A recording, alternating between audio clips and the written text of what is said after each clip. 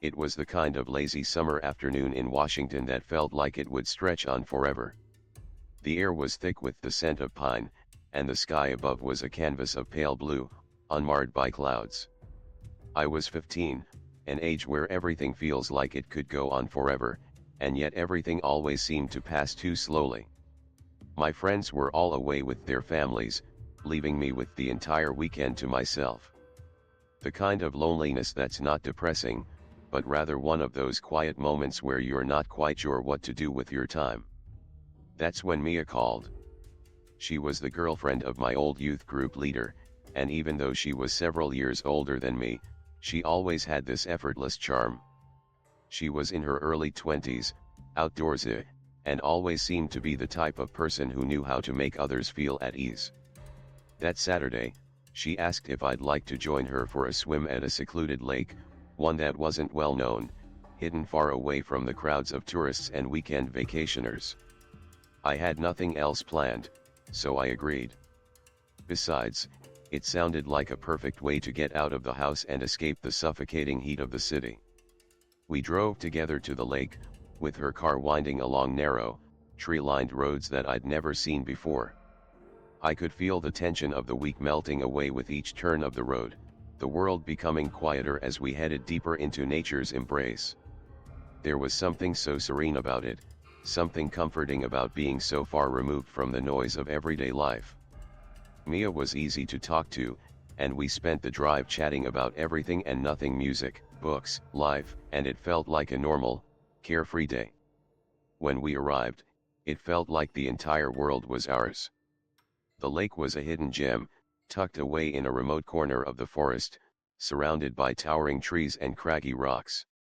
The water was a clear, deep blue, and the sound of birds chirping in the trees was the only thing that broke the silence. There were no people here, just us, and the lake. I felt like I had stepped into a place outside of time, where nothing could go wrong. We hiked along a path that led us to the far side of the lake, away from the main area where families usually gathered.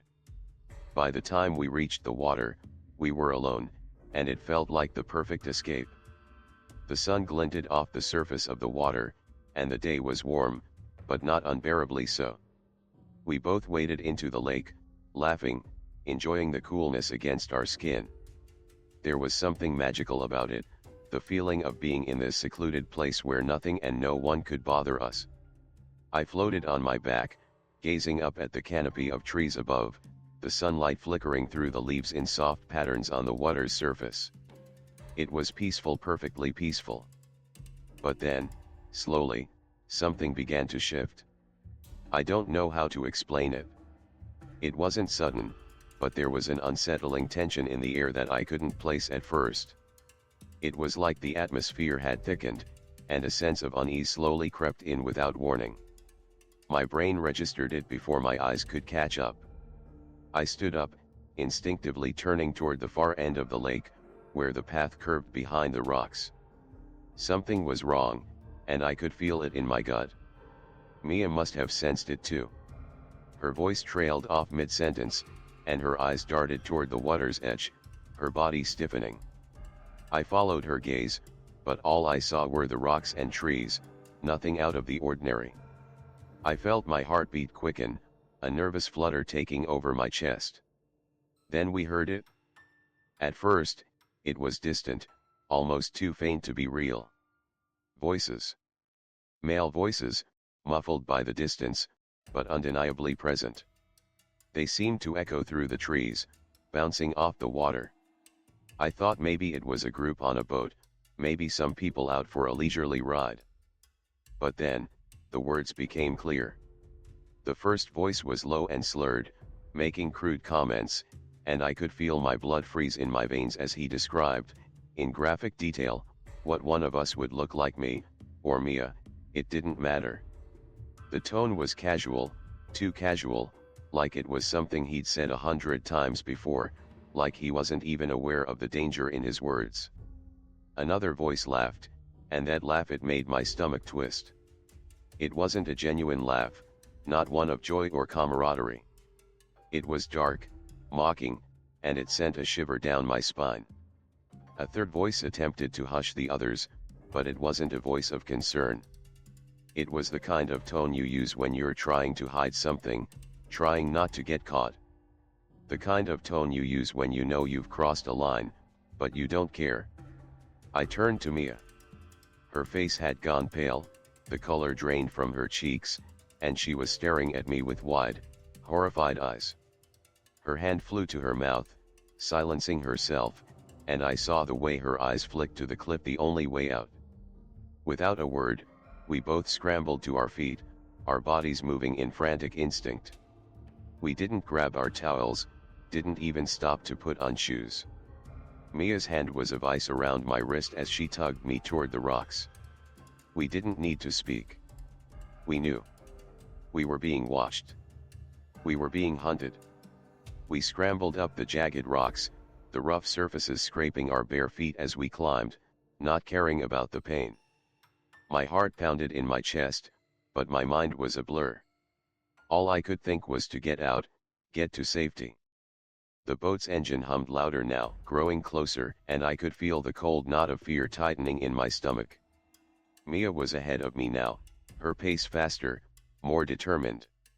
I followed her without question, my breath ragged in my throat. The boat was closed too close and I knew we had to get out of sight. We reached the top just as the boat entered the cove, its engine buzzing with purpose, searching for us. I didn't dare look back. I didn't want to see if they had already spotted us. I just ran. We dashed through the woods, the crunch of gravel and dead leaves beneath our feet the only sound in the otherwise silent forest. Every snap of a twig, every breath we took felt like it would give us away. My mind was racing, my heart beating so loudly I thought it might burst from my chest. The boat was still circling somewhere behind us, and I was certain they knew we were gone. But they didn't know where we were. Not yet.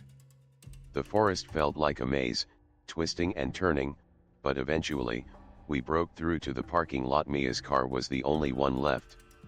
We jumped in, and without a word, she locked the doors.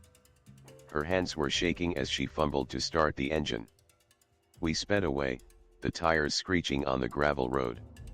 I glanced in the rearview mirror, expecting to see the boat still searching, still looking for us.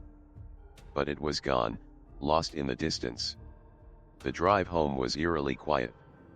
Mia didn't say a word. Neither did I. Her fingers trembled as she tried to dial the police, but her hands were too unsteady. It wasn't until I looked down that I realized I had cut my feet. Blood had stained the floor of her car, dark and sticky. I hadn't even noticed the pain until now. The rest of the drive was a blur. We didn't talk. We didn't need to. We both knew what had almost happened. But we never spoke of it again. Not once. I never went back to that lake. It still haunted me, the memory of those voices, the terror that gripped me as we fled.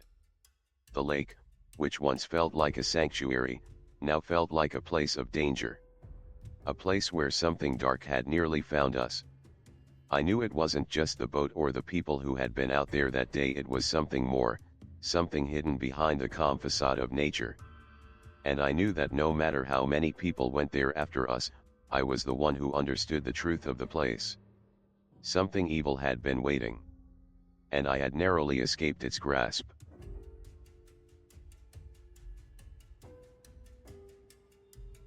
I wasn't the fastest or the fittest member of the track team, not even close.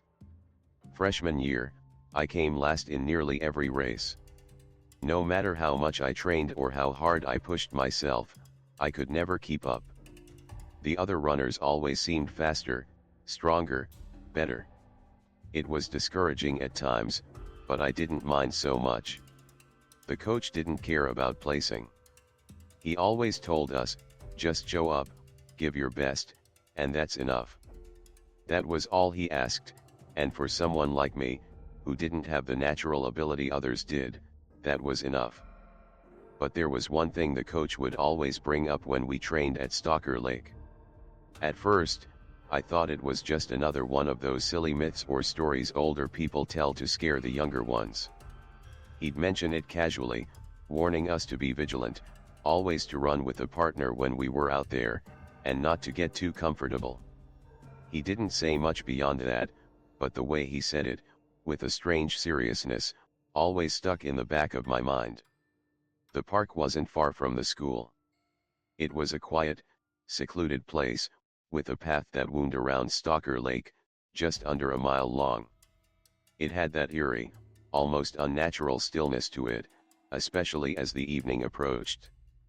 The trees were thick, their shadows long and heavy over the path, and there was an unsettling quiet that surrounded the place. Some people said it was because of the lake, that the water was cursed. I never bought into that. But as I was about to find out, there was more to the story than I could ever have imagined. One evening, the air heavy with the promise of rain, I found myself running alone, just as the sun dipped below the horizon. The park was nearly deserted, with only the occasional jogger or dog walker in the distance. My teammates had left for the day, and I still had laps to complete. It was peaceful at first, almost serene. But the moment I slowed to catch my breath on the third lap, something changed. The evening light had softened, casting an orange glow over the water. I could feel the coolness of the air creeping in, the temperature dropping as the night began to settle in. I was pushing myself, my body aching from the strain, but I was determined to finish. That's when I heard the first sound that made me freeze. At first, it was faint like the rustle of leaves or the movement of an animal. I dismissed it, thinking it was just a deer or something small. But the sound continued, growing louder, more distinct. Footsteps. Not just any footsteps, but slow, deliberate, echoing ones, following my exact pace. My heart skipped a beat. I quickened my stride, trying to shake off the unease that was creeping in. Maybe someone else was running behind me. Maybe another jogger. But no matter how fast I went, the footsteps matched me. Every time I sped up, the footsteps did too. When I slowed, they slowed. Panic twisted in my gut. I glanced over my shoulder, expecting to see another runner, but the path was empty. The trail behind me was clear. No one in sight. Still, the footsteps didn't stop. I couldn't make sense of it. I picked up the pace again, this time forcing myself to go faster. The quicker I ran, the closer the footsteps seemed. They were like a shadow that refused to leave, mirroring my every move. The air felt heavier now, suffocating, as if the trees themselves were closing in. It felt like the park, the very earth beneath me, was holding its breath. The stillness around me seemed to press in on my chest, making it harder to breathe. My legs felt like they were made of lead, but still, I kept going. I thought about turning around, confronting whoever it was, but something told me not to. It wasn't just fear, it was something deeper, something primal. I knew that if I turned, I might see something I wasn't supposed to. The thought made my skin crawl. The footsteps grew louder. Closer. Each breath from the person behind me now seemed ragged and desperate, as though they were fighting to catch up with me. I didn't know what was happening, but I felt like I was being hunted, and the only thing I could do was keep running. I reached the halfway point of my final lap, my chest heaving with the effort. I didn't dare look back again. My mind raced, trying to come up with some logical explanation. Maybe it was a trick of my mind, or some late-night jogger. But deep down, I knew better. I could feel the weight of their presence closing in. It wasn't just a sound, it was a presence, something dark and lurking, just waiting for me to falter. And then, I heard it, a low, guttural laugh. It was a sound that froze me to the bone. It wasn't loud, but it echoed in my head, sending a shiver down my spine. The laugh was mocking, low, and filled with malice. It sent my heart into overdrive. My legs shook, and I felt a cold sweat break out on my skin. That laugh wasn't just a sign of someone trying to keep up. It was a warning. And I knew then that I was no longer just running to finish my lap. I was running for my life. I pushed myself harder, forcing my body to go faster, ignoring the screaming protests of my muscles. The end of the trail was just ahead, but it felt like an eternity away. The footsteps were right behind me now, closer than ever. The sound of heavy breathing was almost unbearable. I wanted to scream, but I couldn't. The only thing I could do was run. Finally, the trees began to thin, and I saw the faint glow of streetlights in the distance. The street was just ahead, just out of reach. I sprinted, my legs burning, my lungs desperate for air. But I couldn't stop. I couldn't let up. My heart hammered in my chest, my thoughts a chaotic blur of terror. When I finally broke through the tree line and onto the street, I didn't stop. I kept running until I reached the school, the parking lot empty except for the coach's car. I didn't even slow down. I grabbed my things from the locker room, my hands shaking so badly I could barely hold onto my keys. I left the park without looking back, still unsure of what had just happened, still not wanting to believe it. But now, years later, I know better. I didn't tell anyone about what happened that night, not my grandmother, not my friends. No one. I convinced myself it was just my imagination, a product of fatigue. But deep down, I knew that I had been followed. That man, whoever he was out there, hiding in the shadows, watching me. And I had been so close. Now, I never run alone. I always carry my phone, my pepper spray, and I make sure I'm aware of my surroundings. Some people think I'm paranoid. But I know the truth. When you're running alone, especially in places like Stalker Lake, you can never be too careful. Some things in this world aren't myths. Some things are real. And now I know that sometimes, the only way to survive is to keep running. Because there are things out there, things you can't see, things you can't outrun if you're not careful.